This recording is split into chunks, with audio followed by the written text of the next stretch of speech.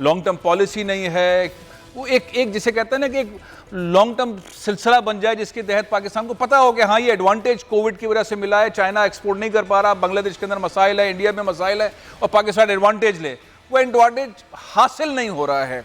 और एक बार फिर एक टेंशन है टेक्सटाइल की इंडस्ट्री में। जो थोड़ी बहुत खुशी आई थी, जो रोजगार के मौके मिले थे, जो ऑर्डर मिले थे, अब दोबारा डबल माइंड हो रहे हैं। अब डबल माइंड क्यों हो रहे हैं और उस मसले से कैसे निकलेंगे, मेरे साथ मौजूद है डॉक्टर मोहम्मद मुश्ताक साहब, एक्सपर्ट हैं, सनतकार हैं, और आसिफ इनाम साहब एप्टोमा के सरबराहों के अंदर हैं। डॉक्टर साहब, पहले मैं आपसे बात का आगाज़ करना चाहता हूँ। वजह क्या वजह है कि एक बार फिर सनत जो है टेक्सटाइल की वो स्ट्रेस में है और डिसीजन नहीं ले पा रही है हुकूमत?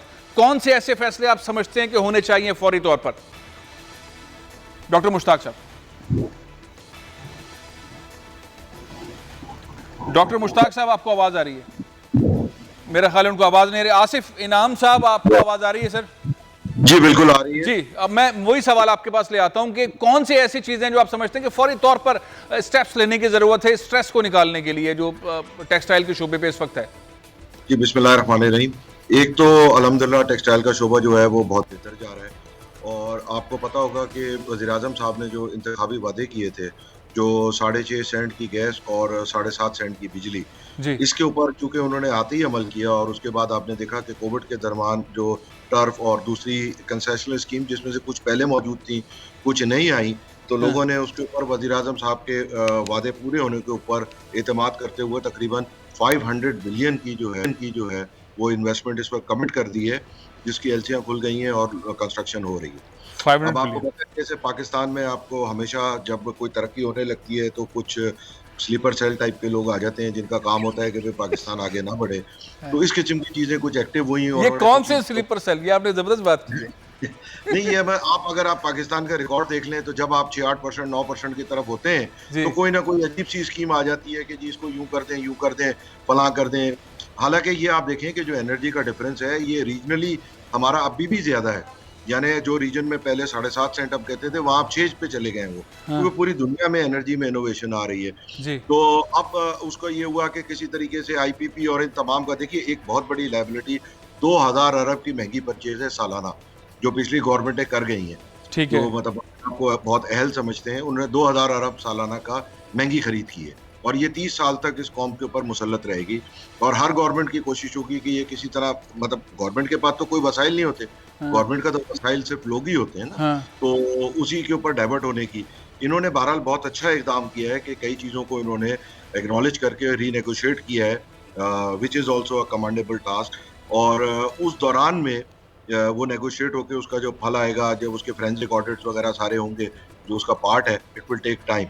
तो ये जो 7.5 और 6.5 को डीरेल करने की कोशिश है ना, ये टेक्सटाइल इसमें क्या हुआ है कि जब 500 अरब लोगों ने इन्वेस्टमेंट किया तो वो अब थोड़े से घबरा गए कि भाई ये क्या, मतलब हमने तो इस पॉलिसी में शिफ्ट है, पॉलिसी में शामिल है पॉलिसी।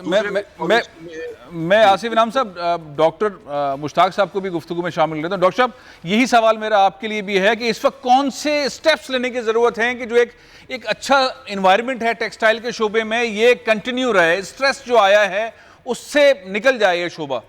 डॉक्टर साहब। बहुत शुक्रिया, जज़ाकल्लाह खैर।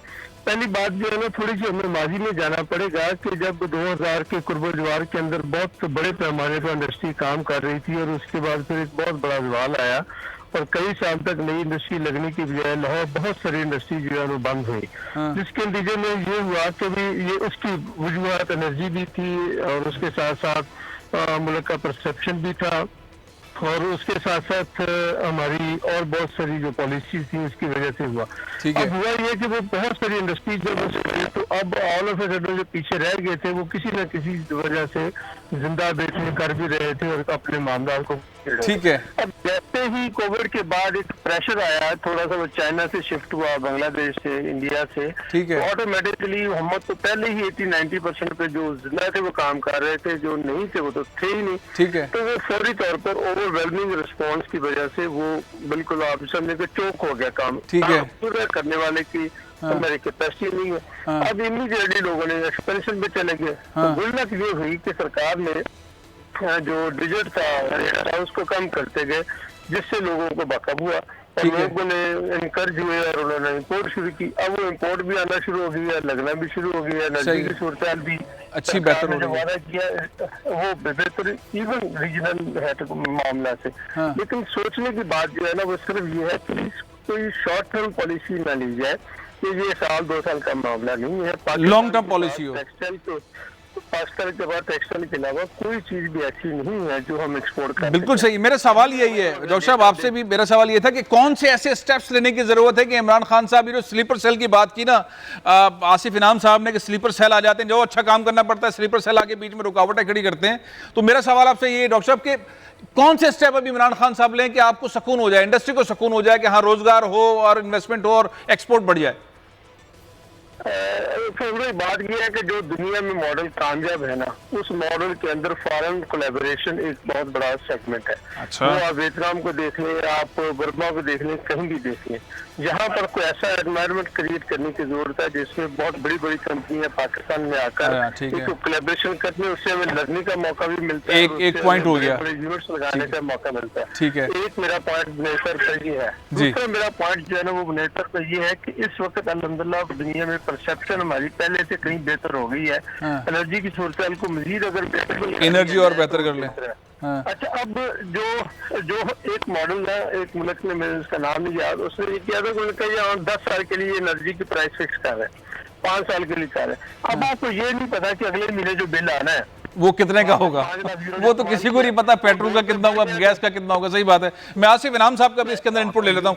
आसिफ इनाम साहब, आप एग्री करते हैं डॉक्टर मुश्ताक साहब की सारी जो तजावीज़ है उससे? जी, इसमें मैं आपको एक चीज अपडेट कर दूं कि जो टेक्सटाइल पॉलिसी गवर्नमेंट ला रही है ये 5 साल के लिए है, तो दैट मीन्स कि इसमें एनर्जी कॉस्ट, तमाम चीजें वो तो आ ही नहीं रही है, पता नहीं। अच्छा, वो आ क्यों नहीं रही है? स्लीपर सेल उसको रोकने की कोशिश क्यों कर रहे हैं? देखिए, इसीलिए मैंने आपको बताया कि बहुत सारे वेस्टेड इंटरेस्ट होते हैं जिनका ये होता है कि जी गलियां हो जाएं, सोनिया जीते मिर्जा यार फिरे। इसमें एसएमई के लिए बहुत सहूलत दी गई है। हाँ। तो एसएमई जो है ना, हाँ। वो बहुत इसमें जो एसएमई की खास तौर पे प्रॉब्लम्स थी उनको एड्रेस करने के लिए भरपूर कोशिश की गई है। हाँ। तो बहुत सारे लोगों थे, उनको अच्छा नहीं लगता। और फिर अगेन वही बात है, जी। इसमें रज़ाक दाऊद और ऑलरेडी प्राइम मिनिस्टर, देखिए जिस पॉलिसी के ड्राफ्ट के ऊपर 500 अरब की इन्वेस्टमेंट हो जाए, हाँ। तो इंशाल्लाह आप देखिएगा कि जब ये policy as it is long term हो जाएगी तो ज्यादा हो जाएगी। एक आखिरी सवाल मैं आप दोनों हजरात से पूछना चाहता हूं। अभी पिछले दिनों एक टेंशन हो गई थी, पाकिस्तान में कपास नहीं है, कपास नहीं है, कपास नहीं है, यान नहीं है, यान नहीं है, इंडिया से मंगाओ 2 दिन में आ जाएगी, बाहर से मंगाएंगे तो 2 महीने लगेंगे। आसिफ इनाम साहब, उस स्ट्रेस का क्या हुआ? कपास आ गई? नहीं सर, हमने कपास मांगी नहीं। देखिए उसकी वजह ये, बल्कि ये तो बहुत बड़ी नेमत रही पाकिस्तान के लिए। अच्छा। जो इंडिया ने हमसे ट्रेड बंद की, एक तो पहली बात है हमने नहीं की, हाँ। उन्होंने बंद की तो हमने रेसिप्रोकेट किया, जो कि हमारी गवर्नमेंट का बहुत एहसान इक़दाम है और हम उसके साथ खड़े हैं। ठीक है। दूसरे, पाकिस्तान की तारीख की मतलब one of the lowest crop हुई है, ड्यू टू एरिया भी कम कास्ट हुआ, बहुत सारी चीजें उसमें आ गई। उसके बावजूद हमने जो है वो दूसरी दुनिया से सोर्स कर ली। जो कॉटन की पैदावार बढ़नी है उससे मुल्क को जो फायदा है, उससे कोई दूसरी बात नहीं है। जो कॉटन ग्रो हो जाएगी वो हमारी फॉरेन एक्सचेंज और हर चीज की बचत होगी। ठीक है। मगर इंडिया से जब तक वो रेसिप्रोकेट ना करे, बंद उन्होंने किया था, पाकिस्तानी आइटमों पे 200% ड्यूटी लगाई थी। जब तक तो ये शोर क्यों मच रहा था फिर, इतना सारा कैंपेन क्यों चलाई? आपके सनतकार बहुत शोर मचा रहे थे। अगर मैं समझता हूँ कि जी मेरे मुल्क की इज्जत, रेपुटेशन के आगे मेरा थोड़ा सा वक्ती प्रॉफिट है, तो मैं जरूर शोर मचा लूंगा। अगर मैं समझता हूँ कि नहीं, इन बॉट टर्म अगर मेरे मुल्क की इज्जत है तो मेरी है, तो मैं थोड़ा सा नुकसान कर लूंगा, दूसरी जगह से ले लूंगा। चलें डॉक्टर साहब, आप क्या कहेंगे इसके ऊपर? पुलवामा के बाद हिंदुस्तान ने बंद कर दिया था ट्रेड, और ये बड़ी अच्छी बात की आसिफ इनाम साहब ने कि हमें पाकिस्तानियों की चलना चाहिए। एंगल से बात करना चाहता हूँ। जी जी। 1960 के अंदर दुनिया में 80-90% कॉटन इस्तेमाल होती थी और कुछ वूल और कुछ सेलुलोज था।